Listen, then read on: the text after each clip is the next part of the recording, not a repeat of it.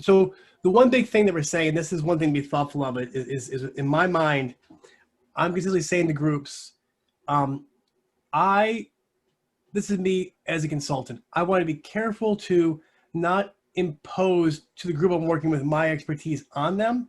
I want them to be able to identify, based upon the data they're gathering, what are some ways for them to kind of go about solving those problems and then best approach those problems.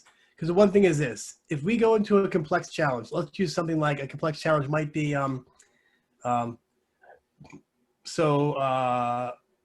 let's say, for example, like so you want to reduce turnover of staff that are 35 and younger, and we're doing this right now inside of another large bank.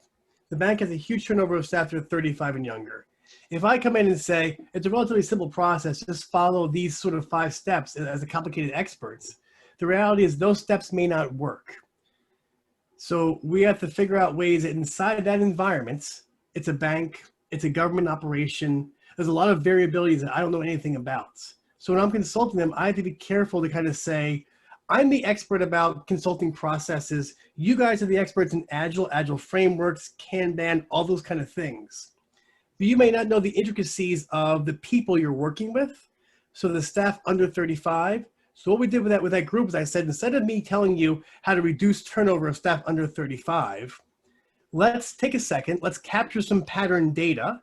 What are keeping folks under 35 inside your organization? What's scaring them away? From the things that are keeping folks inside your organization, now we're moving into the complex domain. We say, how can we create more stories like these, folks that want to stay, less stories like these, folks that are leaving? And the more stories like these, less stories like these, we then create a series of small experiments.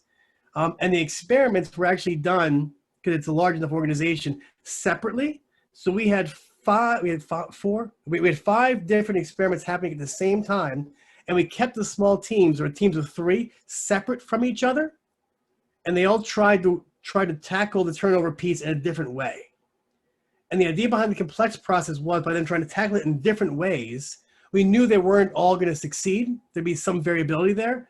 We wanted to capture, while they were going about the process, what was working. And as they reported back to the leadership team, we were able to capture feedback and more patterns and then make it complicated.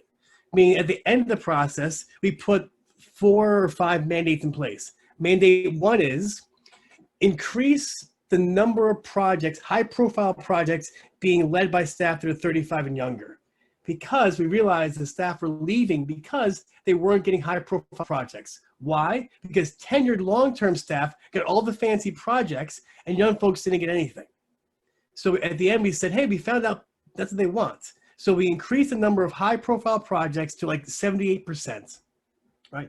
Number 2, before you have senior team meetings, have people brainstorm prior to the meeting and then either email the information to the senior team member or bring their brainstorm sheets to the meeting already completed. Why? Because in that culture, if you're a junior team member, your ideas don't mean anything because you're not the senior banker, right? They think you're some dumb kid. So that shuts down feedback. And so we said, hey, number 2 is all brainstorming is done prior to meetings at the desk before they come to the group.